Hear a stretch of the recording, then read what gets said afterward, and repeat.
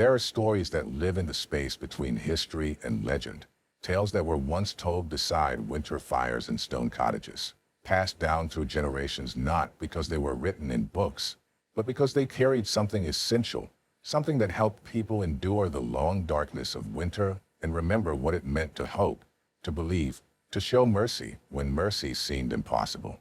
Tonight, I want to share with you one such story. It comes to us from medieval Europe, from a time when winters were harsher than we can easily imagine, when Christmas was not the commercial celebration we know today, but a profound spiritual observance, a light kindled against the deepest darkness of the year. It is called the frozen river miracle, and like many old tales, it exists in several forms, each version carrying its own emphasis, its own lesson, its own truth. This is not a story with a single definitive telling. It was never written down by one author and published in one book. Instead, it lived in the voices of grandmothers and village priests, of travelers sharing tales at inns, of families gathered around hearths on cold December nights. Some versions place it in England, others in the Germanic lands, still others in the far north where winters lasted half the year. Some say it happened in the 12th century, others claim the 13th or 14th. The details shift and change like snowdrifts in the wind, but the heart of the story remains constant. It is about a river that froze when it should not have frozen, or remained frozen when it should have thawed, or provided solid footing to someone who should have fallen through into dark, icy waters.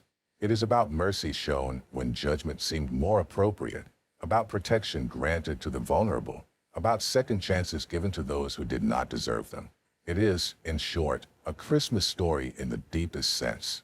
Not about presents and feasting, though medieval Christmas had those too, but about grace arriving in unexpected forms, about the divine reaching down into the ordinary world and changing what seemed unchangeable. Medieval people believed in miracles differently than we do.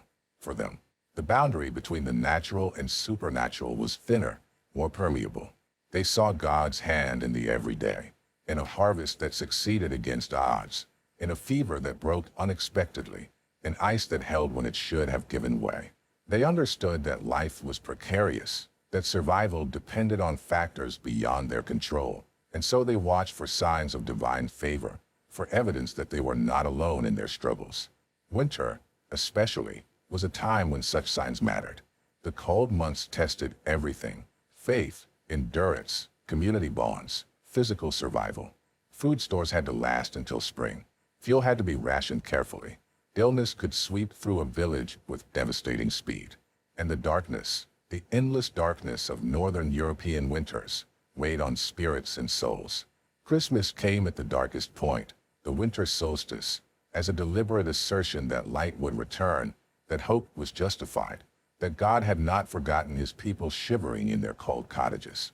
So when something extraordinary happened at Christmas, when a miracle occurred, small or large, it carried profound meaning. It was confirmation that faith was warranted, that mercy existed, that the long winter would eventually end. The frozen river miracle, in all its versions, served this purpose. It reminded people that protection could come in unexpected forms, that what seemed like natural law could be suspended when compassion required it, that no one was beyond the reach of grace. Tonight, as we settle in beside our own metaphorical fires, let us travel back in time to a medieval village in the depths of winter. Let us feel the cold they felt, understand the darkness they endured, and witness the miracle that brought light and hope into their world. And perhaps, in hearing these old stories, we might find something that speaks to our own time, our own struggles, our own need for mercy and unexpected grace. The village where our story takes place was small, as most villages were in medieval times. Perhaps 50 families, maybe 100 souls in all, living in timber frame houses clustered around a central green and a modest stone church. The houses had thatched roofs weighted down with stones to keep the winter winds from tearing them away. Small windows were covered with oiled cloth or wooden shutters, for glass was expensive and rare. Each house had a central hearth where families cooked, warmed themselves, and gathered in the evenings. Life in such a village followed the rhythms of the agricultural year. Spring meant planting, summer meant tending crops and animals, autumn meant harvest and preparation for winter. And winter meant endurance. The work of the fields was done. The animals were brought in close, sheltered in barns, or even in the houses themselves, for their body heat helped warm the dwelling, and they were too valuable to risk losing to cold or predators. Food that had been stored in autumn, salted meat, dried fish, grain, root vegetables kept in cellars, now had to sustain the village until spring returned. But this particular winter, the winter of our story, was harder than usual. It had come early and fierce. The first snows had fallen in October, and they had not stopped. By November, the drifts were waist-deep. By December, the cold had settled in with a severity that the oldest villagers could not remember experiencing before. Animals that were normally hardy froze in their shelters. The elderly and the very young struggled to stay warm despite the fires kept burning day and night. Every venture outside required careful preparation. Every journey from house to house, or house to barn, was an expedition that carried risk. Through the village ran a river. In summer, it was a gentle, pleasant waterway, perhaps 30 feet across, shallow enough to wade in places, providing water for drinking and washing, a place where children played and women did laundry. Fish could be caught there, and in the heat of summer, it offered cool relief. The village had grown up alongside this river because water was life, and a reliable source of clean water was essential for any settlement. But in winter, the river changed character entirely. The current ran swifter and deeper with snow melt from the hills upstream. The water was dark and cold, cold enough to kill a person in minutes if they fell in. Ice would form along the edges, but the center usually remained open, the current too strong for freezing. To cross the river in winter required using the bridge, a sturdy wooden structure built and maintained by the village, wide enough for a cart, with railings to prevent accidents. Except this winter, something had happened to the bridge. Some versions of the story say it collapsed under the weight of heavy snow. Others claim flooding in early winter had weakened its supports and sections had given way.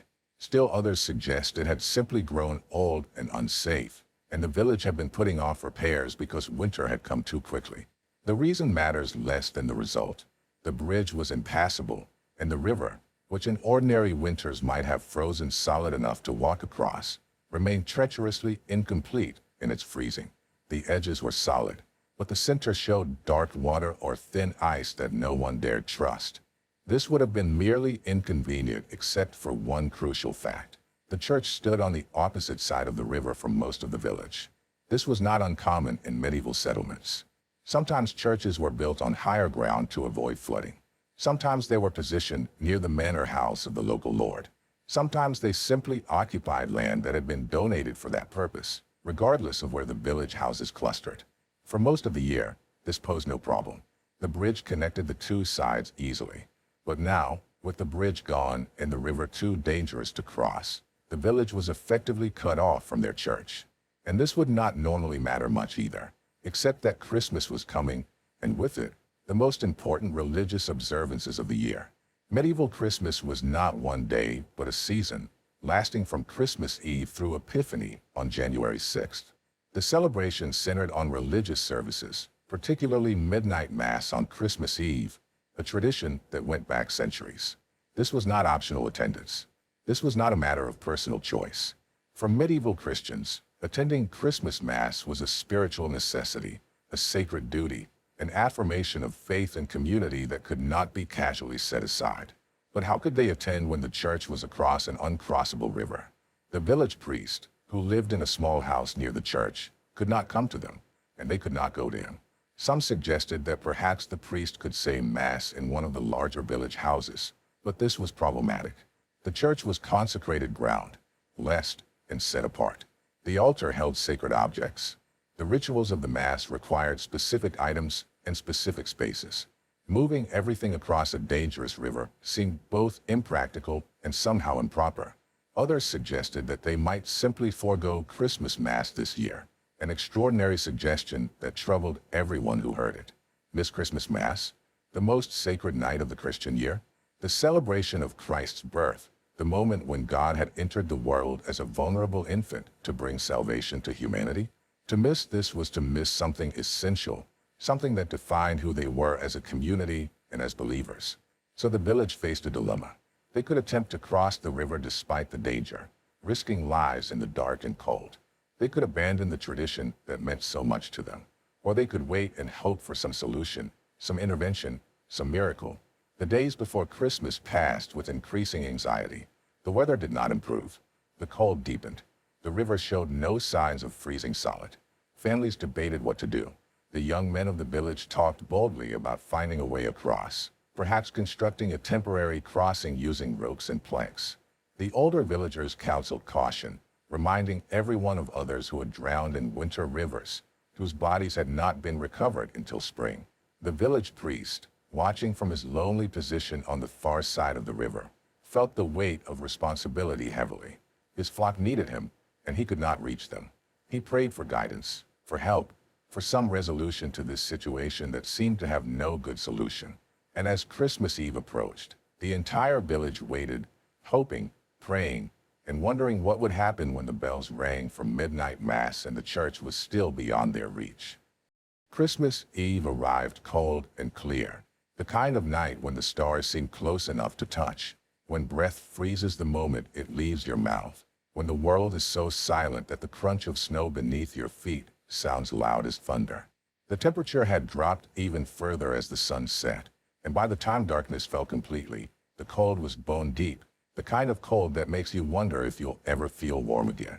In the village houses, families prepared as they always did for midnight Massachusetts. They put on their best clothes, their warmest cloaks, their sturdiest boots. They lit lanterns to carry through the darkness. Parents checked that children were properly bundled. The elderly were helped into extra layers. Everyone understood that this night required special preparation, special care, because they would be outside in this terrible cold for longer than usual. But as they gathered in the village center, as they stood together holding their lanterns and looking across the dark river toward the church where candlelight glowed warmly in the windows, the reality of their situation settled over them like the cold itself. How were they to cross? The bridge remained broken. The river remained open in places, its dark water visible even in the darkness. The ice along the edges might hold a person's weight, but what about the center? What about the current that surely still ran beneath whatever ice had formed? Some turned back toward their homes, defeated before they had even tried. It was too dangerous, they said. They would pray at home tonight, and perhaps next year the bridge would be repaired, and this would not be a problem. Others remained, stubborn or faithful, or simply unwilling to give up without at least attempting to reach the church that was so close and yet so impossibly distant. Among those who remained was an old woman whom everyone in the village respected. She had lived through many winters, had survived plague and famine, had buried a husband and 3 children, but had not let grief destroy her faith. She stood at the river's edge, her lantern held high, and she looked across at the church, at the light in its windows, at the cross mounted on its roof catching starlight. And she spoke, her voice carrying in the cold, still air. She said that if God wanted them at Mass, He would provide a way. She said that they had come this far, prepared themselves, brought their lanterns and their prayers. She said that faith meant trusting even when circumstances seemed impossible. And then, without waiting for agreement or argument, she stepped onto the ice at the river's edge and began to walk toward the center. The crowd gasped. Some called out, begging her to come back. But she continued, moving slowly, testing each step, her lantern swinging gently as she walked. And the ice held. She reached the place where the ice should have given way to open water, where everyone expected her to stop or turn back, and she kept walking. The ice beneath her feet was solid, firm, thick enough to bear her weight without even creaking. Emboldened by her example, another person followed, a young man, strong and quick, who figured that if the ice would hold an elderly woman, it would surely hold him. He stepped onto the ice and followed her path. And he too found solid footing, found ice where there should have been water, found a bridge made not of wood but of frozen water that somehow, impossibly, had become solid enough to cross. Then another followed, and another. Families joined hands and walked together. Parents carried children. The elderly were supported by the young. One by one, group by group, the entire village made its way across the river, following a path that should not have existed, walking on ice that should not have formed, guided by lantern light and faith and the desperate desire to reach their church on this most sacred of nights. The priest, watching from the church steps, could hardly believe what he was seeing. He had prayed for his people, had asked for some solution, but had not dared hope for this. Yet here they came, a procession of lights moving across the dark river, lanterns bobbing like stars fallen to earth, the sound of their footsteps and their voices carrying across the cold air. He rang the church bells in welcome, in celebration, in gratitude. The sound echoed across the valley, announcing that midnight mass would indeed take place, that the village would gather as it always had, that faith had been rewarded with passage. Inside the church, the villagers crowded together, filling every space, their bodies warming the cold stone building, their voices rising in the ancient hymns of Christmas.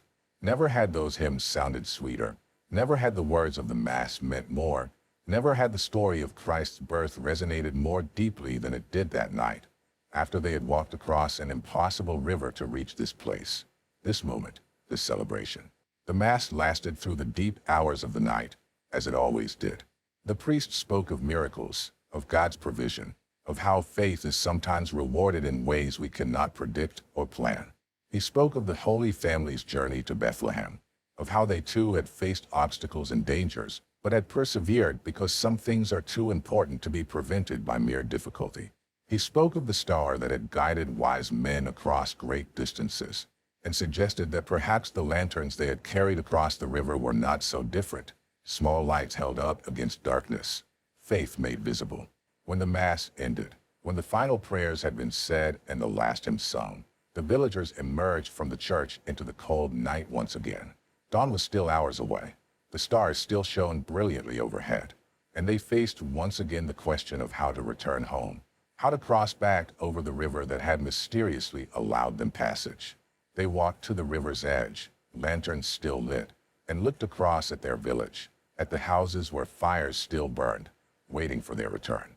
And the ice that had been so solid beneath their feet just hours before, the ice that had borne the weight of an entire village crossing, that ice began to crack and shift.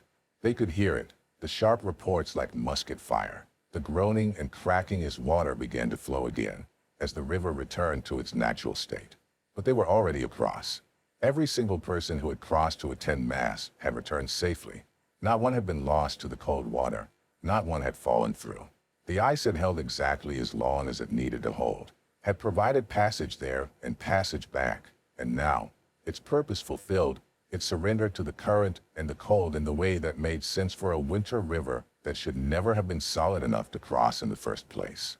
The villagers stood on their side of the river and looked back at the church, now separated from them once again, and they understood that they had witnessed something extraordinary. They had been part of a miracle, small perhaps in the grand scheme of the world's great miracles, but profound to them, to their village, to their faith. God had made a way when there was no way. Mercy had provided passage when passage seemed impossible. And in the days that followed, as the story spread to neighboring villages, as travelers carried the tale to distant towns, people spoke of the night when a village had walked across an uncrossable river to reach Christmas Mass, when faith had been met with provision, when a community's determination to worship despite obstacles had been honored with a miracle of ice and timing. It became a story told year after year, a reminder that sometimes, when we take the first step in faith, when we trust despite our fear, the way forward appears, solid beneath our feet, even when all logic says it should not be there. The second version of the frozen river miracle concerns not the entire village, but a single child.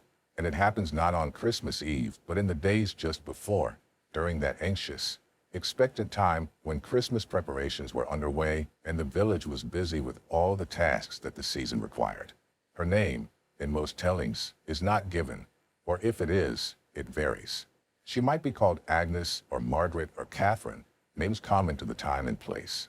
She was perhaps 5 or 6 years old, young enough to still see the world with wonder, old enough to have some independence, that dangerous age when a child might wander off if not watched carefully. She lived with her family in one of the village houses, the youngest of several children, perhaps overlooked in the bustle of a busy household, perhaps given to daydreaming and wandering. The day she disappeared started like any other winter day. Her mother was preparing food for the coming Christmas feast, working with what stores they had, grinding grain and preparing dough, salting meat. organizing the limited supplies that would have to seem abundant for the celebration. Her older siblings had various tasks. The boys were helping their father with repairs to the house that needed doing before the worst of winter made outdoor work impossible. The older girls were helping their mother or tending to younger children. And in all this busyness, in all this necessary work, the little girl slipped away. Perhaps she went to look at something that had caught her attention. Perhaps she was following a bird or a cat. Perhaps she simply wanted to explore, driven by that curiosity that is both wonderful and terrifying in young children. No one noticed immediately. In a busy household, a quiet child can be overlooked for longer than anyone later wants to admit. By the time her absence was discovered, by the time someone thought to check where she was and found her missing, the afternoon was fading toward evening and the temperature was dropping rapidly, as it did in those winter days when the sun set early and took all warmth with it. The family immediately began searching, calling her name, checking neighbors' houses, looking in the usual places children might go. But she was not in any of the usual places. The search expanded. More villagers joined, spreading out, calling her name into the cold air, listening for any response. They searched barns and outbuildings, looked under carts and behind woodpiles, checked every space large enough for a child to hide or become trapped. As darkness fell, lanterns were lit and the search continued, taking on an increasingly desperate quality. A child alone in this cold, in the darkness, would not survive long. Everyone knew this. Everyone understood the urgency. And then someone discovered her footprints in the snow, small marks leading away from the village toward the river. The footprints were easy to follow at first, clear in the snow, a path that showed exactly where she had walked. But they led in the worst possible direction, away from the village, away from safety, toward the river that was their greatest danger. The searchers followed the footprints with dread growing in their hearts. What had drawn her toward the river? Had she been following something, chasing some animal or blown object? Had she simply been walking without thinking about direction, the way young children do, absorbed in her own small world? The footprints led to the river's edge, to the ice that formed along the bank, and then, impossibly, horribly, they continued out onto the river itself. The searchers stopped, lanterns held high, looking out at the dark ice stretching before them. Somewhere out there was a small child, walking on ice that might break at any moment, sending her into water that would kill her in minutes. The men among the searchers argued about what to do. Should they follow? But if the ice would not hold an adult's weight, they would only add to the tragedy. Should they try to call her back? But she was too far out now, her figure barely visible in the darkness, and calling might startle her into running, into making movements that could break the ice. One of the men, the child's father perhaps, or an uncle, made the decision to follow. He stepped carefully onto the ice, testing each footfall, moving slowly, keeping his weight distributed, all the while calling gently to the child, trying to keep his voice calm despite the terror he felt. He could see her now, standing in the middle of the river, seemingly confused about which direction to go, her small form dark against the gray ice. And as he watched, as he moved carefully toward her, he noticed something extraordinary. The ice around the child was different. Where the rest of the river showed patches of thin ice or open water, where cracks were visible and the ice groaned under his own careful weight, the area immediately around the child seemed solid, almost glowing in the darkness. It was as if the ice beneath her had thickened, as if the river itself was holding her up, protecting her from its own danger. He called to her again, and this time she heard him, turned toward his voice. And she began to walk back toward the shore, following his voice, following the lanterns held by the villagers waiting on the bank. And with each step she took, the ice beneath her remained solid, firm, while the ice around her, the ice that should have been just as thick or just as thin, continued to show signs of weakness. The rescuer followed the child's path, stepping where she had stepped, finding that the ice held his weight or the child's footprints showed. It was as if she had marked a safe path across the river, as if something had gone before her or surrounded her, keeping the ice solid beneath her feet while allowing it to remain dangerous everywhere else. She reached the bank safely, was swept up into her mother's arms, was wrapped in cloaks and rushed back to the warmth of home. She was cold, certainly, and frightened by the commotion, but she was unharmed. She had been on the river for who knows how long. in temperatures that should have frozen her, on ice that should have given way beneath her. Yet she was whole and safe, protected by something beyond understanding. Later, when she had been warmed and fed, when the immediate crisis had passed, people asked her what had happened, why she had gone to the river, how she had known where to walk. Her answers were the confused, fragmentary answers of a young child. She had seen lights on the river, she said. Pretty lights, like the candles in church, but brighter. She had wanted to look at them more closely. She had followed them, and they had shown her where to walk. What lights? There had been no lights on the river. The searchers had seen no lights except their own lanterns. Yet the child insisted, described them with a certainty that was hard to dismiss, spoke of how they had moved before her, leading her step by step across the ice, keeping her on the safe path. Some villagers said it had been angels, heavenly beings sent to protect the innocent. Others suggested it was the Holy Family themselves, understanding what it meant to be in danger with a small child, intervening to prevent tragedy. Still others simply shook their heads in wonder and said it was a Christmas miracle, a reminder that the season of Christ's birth was a time when heaven touched earth, when the divine showed particular care for the vulnerable and the innocent. The more practical-minded villagers examined the river the next day, trying to understand what had actually happened, and they found that the path the child had walked, the specific route her footprints had followed, was indeed the only truly safe path across the river. Whether by extraordinary luck or by guidance, she had walked exactly where the ice was thickest, had avoided the thin spots and the open water, had found the one route that would support her weight. That she could have done this by chance seemed unlikely to the point of impossibility. That she could have been guided by lights that only she could see seemed, in that time and place, perfectly reasonable. The story spread quickly, as stories of miracles do. Other villages heard of the child who had walked across the dangerous river and been protected by mysterious lights. Mothers held their own children tighter, grateful that they had not faced such terror. Fathers checked their doors and fences more carefully, determined to prevent such wanderings. And everyone, hearing the tale, felt their faith strengthened, their sense that the world was not merely a place of danger and randomness, but a place where protection could come when it was needed most, where innocence was guarded, where God's mercy extended even to those too young to understand the peril they faced. For the child herself, the experience remained vivid throughout her life, or so some versions of the story claim.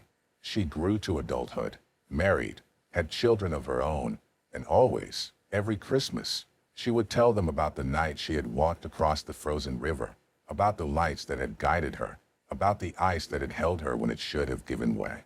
And her children told their children, and the story became part of the village's Christmas tradition, a reminder that miracles could be small and personal, that they did not have to involve great events or important people to be real and meaningful and worthy of remembrance. The third version of the frozen river miracle is darker, more morally complex, and perhaps for that reason, the most thought-provoking of the three tellings.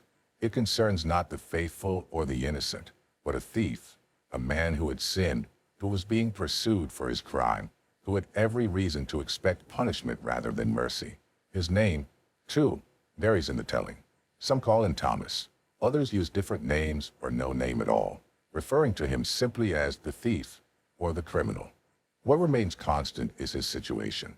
He had stolen from the village, taken things that were not his, violated the trust and social bonds that held small communities together. In some versions, he had stolen food, driven perhaps by hunger or desperation. In others, he had taken money or goods, motivated by greed or need or desperation. The specifics of his crime matter less than the fact that he had transgressed, had broken the law, had earned the anger of his neighbors. He had been discovered, or his crime had been revealed, and the men of the village had formed a group to pursue him, to catch him and bring him to justice. Justice in medieval villages was often swift and severe. Depending on the crime and the local customs, punishment could range from public humiliation and restitution to mutilation or death. Theft, especially repeated theft or theft of significant goods, was treated seriously. The thief knew what awaited him if he was caught, and so he ran.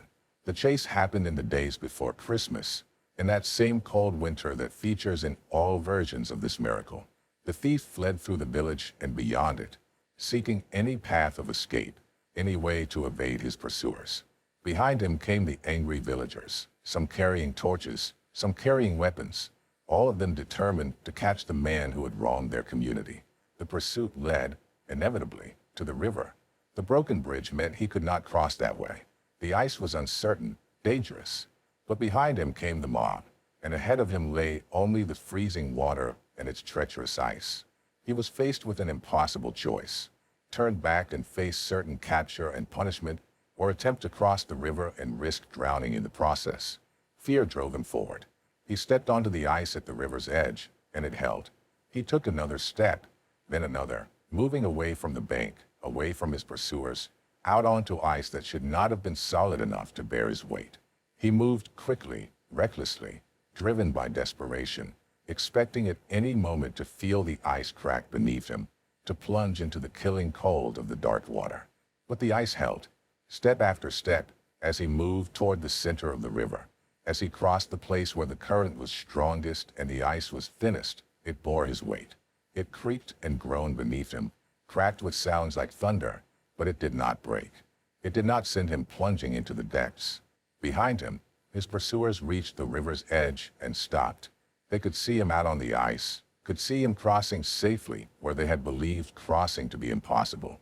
And when some of them attempted to follow, when they stepped onto the ice to continue the chase, the ice would not hold them. It cracked immediately, threateningly, forcing them to retreat to the safety of the bank. The thief made it across the river and collapsed on the far bank, exhausted, terrified, hardly believing he was alive. He looked back across the river at the men who had been chasing him, at the torches and angry faces, and he saw them standing there, unable to follow, prevented by the very river that had allowed him passage. And in that moment, watching his pursuers unable to reach him, safe on the far side of an uncrossable river, something shifted within him. He could have run further, could have escaped into the night and the countryside beyond. He was free, after a fashion. The river had saved him from the consequences of his actions. But he did not run. Instead, he remained there on the bank, looking back at the village he had wronged, thinking about what had just happened. The ice had held him when it should not have held. He had been given safe passage when he deserved to fall. He had been shown mercy he had not earned, had not asked for, had no right to expect. Different versions of the story diverge at this point, offering different conclusions to the thief's tale. In some versions, he calls out across the river, offering to return, to face punishment, to make restitution for what he had stolen. In these tellings, the miracle of the ice is coupled with a miracle of repentance, the transformation of a man's heart, the choice to accept consequences rather than escape them. In other versions, he simply sits there through the night, thinking, praying perhaps, wrestling with what has happened and what it means. And in the morning, when the village is calmed and some sort of passage can be arranged, he returns voluntarily, ready to answer for his crimes, but changed by the experience of mercy, by the understanding that his life had been preserved when it might easily have been lost. Still other versions are less neat in their resolution. They suggest that the thief disappeared into the wider world, that he was never seen again by that village, but that he carried with him the memory of the night the river let him pass, the night he should have drowned but lived, the night mercy found him when he deserved justice. Whether that memory changed him, whether he became a better man or continued in his ways, the storytellers leave ambiguous, suggesting perhaps that the meaning of mercy is not always immediately apparent, that sometimes grace does its work slowly, over time, in ways we cannot see or measure. What remains constant across the versions is the response of the villagers who had been pursuing him. They stood on their side of the river, watching, and they too understood that something extraordinary had happened. The ice that would not hold them had held the thief. The river that was their barrier had been his bridge. And if they believed in divine providence, in God's active presence in the world, then this miracle posed difficult questions. Why would God protect a thief? Why would the innocent and righteous be prevented from crossing while the guilty criminal was given safe passage? What did this say about justice, about punishment, about the nature of divine mercy? The village priest, when he heard the story, when he reflected on its meaning during his Christmas sermon, suggested that it was precisely this difficulty that made the miracle so important. Mercy, he explained, is not mercy if it is only shown to those who deserve it. Grace is not grace if it is earned. The miracle of Christmas itself, the birth of Christ, was about God's unmerited favor toward humanity, about salvation offered to sinners, about love extended to the unlovable. The river had shown mercy to the thief not because he deserved it, but because mercy, by its very nature, is not about deserving. It is about compassion that exceeds justice, about second chances given to those who have squandered their first chances, about the possibility of redemption even for those who have gone far astray. This version of the story troubled people, as it was meant to. It was not a comfortable tale, not a simple story of good rewarded and evil punished. It asked hard questions about forgiveness, about whether anyone is beyond redemption, about how communities should respond when those who have wronged them are nevertheless shown divine favor. But perhaps that discomfort was the point. Perhaps the story existed precisely to challenge the easy assumptions people made about deserving and undeserving, about who was worthy of protection and who was not. Perhaps it was meant to remind comfortable, righteous villagers that they too were dependent on mercy, that they too stood in need of grace they could not earn, that the line between the thief and themselves was thinner than they liked to imagine. And so this version of the frozen river miracle became a Christmas story not about the triumph of good over evil, but about the mystery of mercy, about grace that confounds our understanding of justice, about a God who shows favor in ways that make us uncomfortable and force us to examine our own hearts and our own need for forgiveness.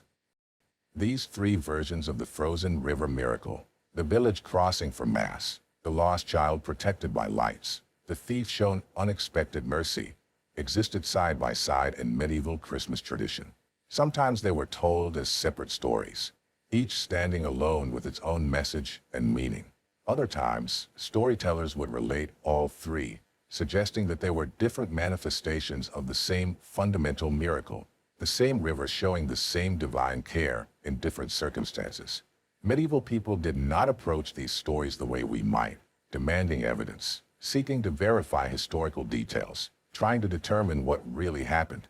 For them, the question was not whether the stories were literally, factually true in every detail, but whether they were true in the deeper sense, whether they revealed something important about the nature of God, about the meaning of Christmas, about how divine power operated in the world, about what it meant to be human and in need of grace.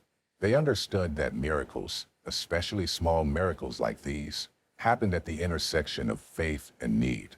The village needed to reach their church, and the ice provided a way. The child needed protection, and the ice offered solid footing where it should have given way. The thief needed mercy, and the river granted passage to him while denying it to his pursuers. In each case, the miracle was not arbitrary or random but responsive, answering a specific need in a specific moment.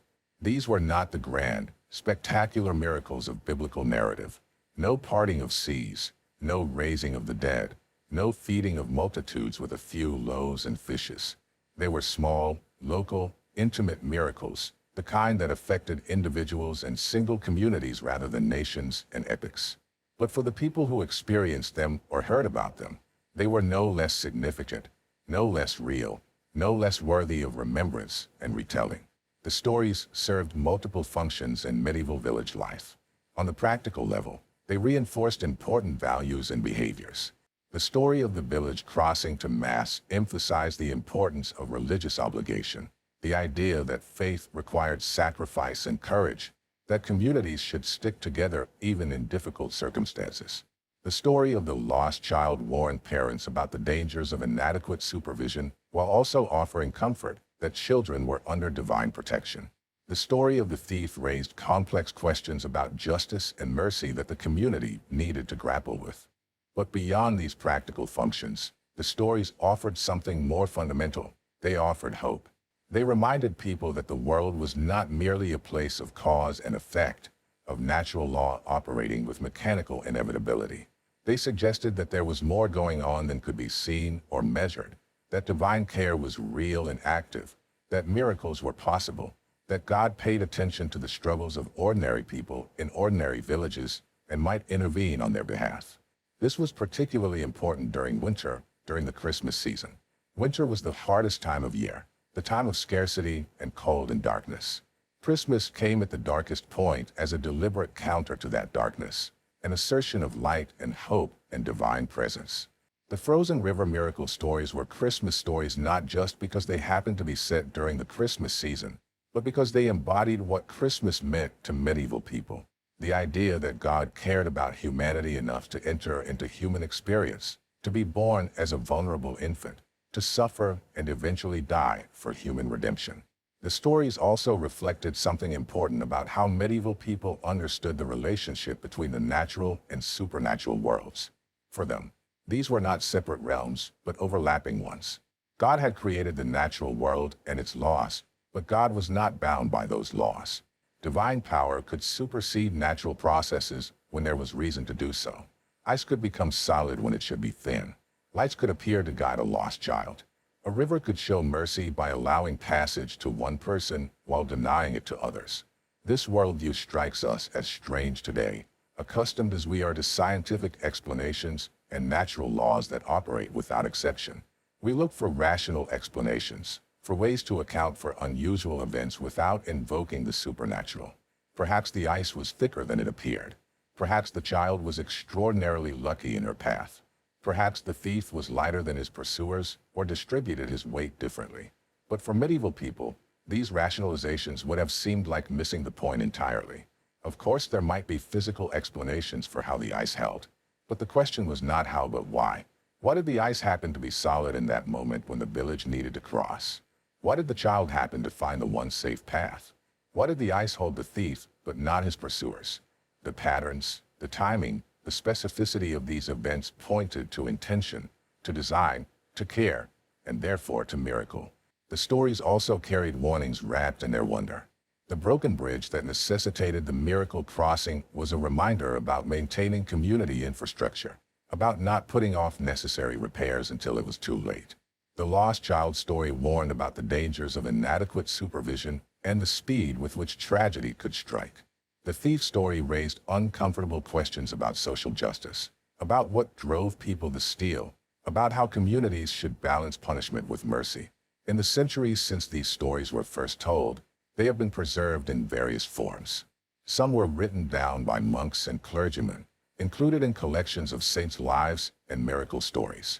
Some were incorporated into Christmas sermon material, used by priests to illustrate theological points.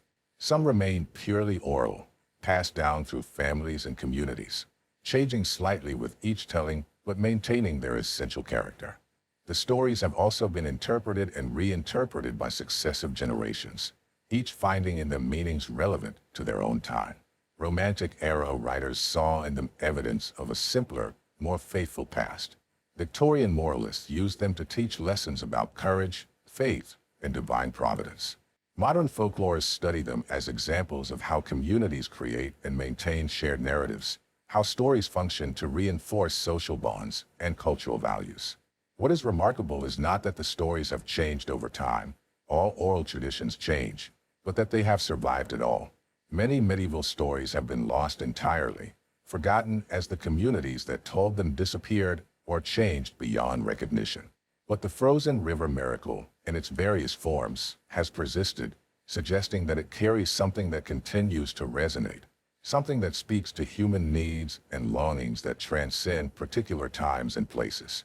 Perhaps what has allowed these stories to survive is their fundamental message, that we are not alone, that our struggles matter, that mercy is real and sometimes arrives in unexpected forms, that the barrier that seems impassable might, at the crucial moment, become a bridge. These are things people need to hear, have always needed to hear, especially during the dark times, the cold times, the times when hope seems unreasonable but is necessary for survival. The frozen river itself becomes, in these stories, a powerful symbol. It is a boundary, a barrier, something that separates and isolates. But it is also a potential pathway, a bridge if only it will bear weight. It is dangerous, capable of killing, but also capable of offering safe passage. It responds to need, or seems to, becoming solid when solidity is required, remaining open when pursuit should be prevented. It is, in short, a perfect metaphor for the space between human and divine, between our limitations and our possibilities, between danger and deliverance. As we come to the end of our journey through these old stories, as we prepare to leave the medieval village and return to our own time and place, it is worth reflecting on why these tales of a frozen river still matter, what they offer to us who live in such a different world. We do not face the hardships those medieval villagers faced.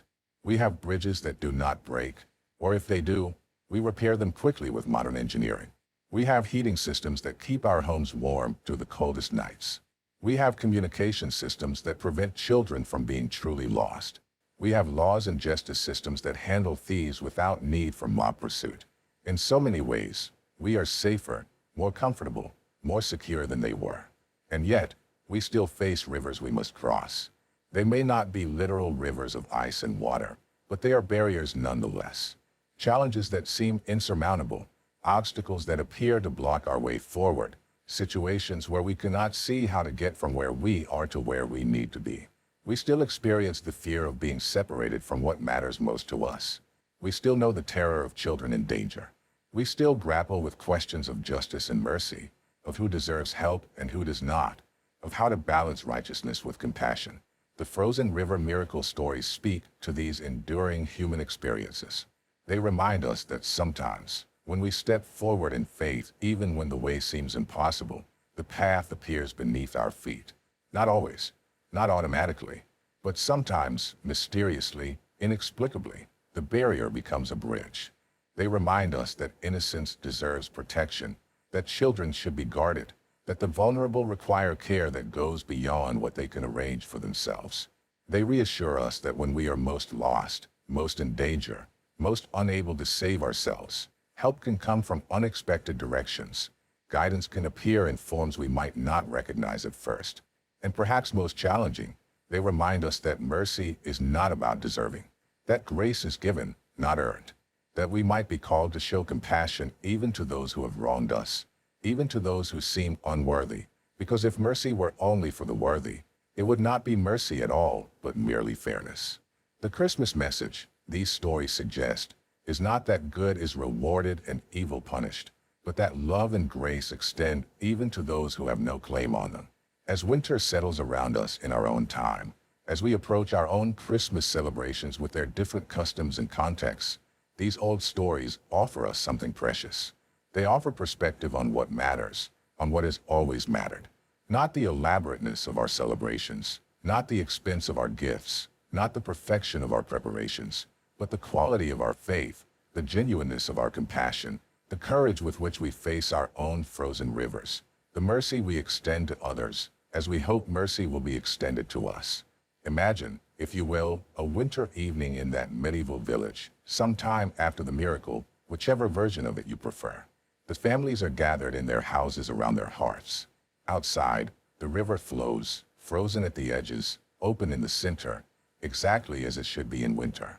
The bridge is still broken, or perhaps it has been repaired now that spring has come. The village returns to its ordinary rhythms, its daily struggles and small joys. But something has changed, something subtle but significant. The people remember what happened. They tell the story to their children, to travelers who pass through, to anyone who will listen. And in the telling, in the remembering, in the keeping alive of this tale, they maintain something important. They maintain the sense that the world contains more than what can be seen and touched, that divine care is real, that miracles are possible, that faith matters, that mercy exists. The river flows on, winter after winter, sometimes freezing solid, sometimes remaining open, following the patterns of temperature and current and season. It is just a river, after all, water and ice, subject to natural laws. And yet, in the memory and imagination of the village, it is also more than that. It is the river that bore up the faithful when they needed to reach their church. It is the river that held solid beneath a child's feet when she should have fallen through. It is the river that showed mercy to a thief who did not deserve it. It is a river made sacred by story, made meaningful by memory, transformed from mere natural feature into a symbol of divine presence and care. We carry our own rivers within us, our own barriers and boundaries, our own frozen places that might or might not bear our weight. We face our own crossings, our own moments when we must decide whether to step forward into uncertainty or turn back to safety. We have our own children to protect, our own lost ones to search for, our own sins to answer for, and mercy to hope for. The frozen river miracle, in all its versions, tells us that these crossings are possible, that protection is real, that mercy exists. Not always in the form we expect, not always when we demand it, but sometimes, at the crucial moment, the ice holds. The lights appear, the way opens before us, and we cross from danger to safety, from fear to relief, from judgment to mercy, from despair to hope. May these old stories warm your heart as you face your own winter, your own darkness, your own rivers. May they remind you that you are not alone in your struggles, that others have crossed impossible rivers before you, that faith and courage and mercy are not merely abstract concepts, but real forces that shape the world in ways we do not always understand, but can sometimes witness. May you find solid footing on uncertain ice. May lights guide you when you are lost. May mercy find you when you need it most. And may you, in turn, offer these same gifts to others, showing them the path, lighting their way, extending grace when it would be easier to demand justice. The river flows on, winter after winter, year after year, century after century. And somewhere, in the space between history and legend, between fact and faith, between the natural and the supernatural, the ice still holds when it needs to, the lights still appear to guide the lost, the mercy still flows to those who least deserve it and most need it. This is the Christmas message, as old as the hills, as fresh as new snow. This is the miracle not just of a frozen river long ago, but of every moment when love defeats fear, when compassion overcomes judgment, when grace arrives unbidden and transforms everything it touches. The stories are old, but the truth they carry is timeless. May it warm you through this winter and all the winters to come. And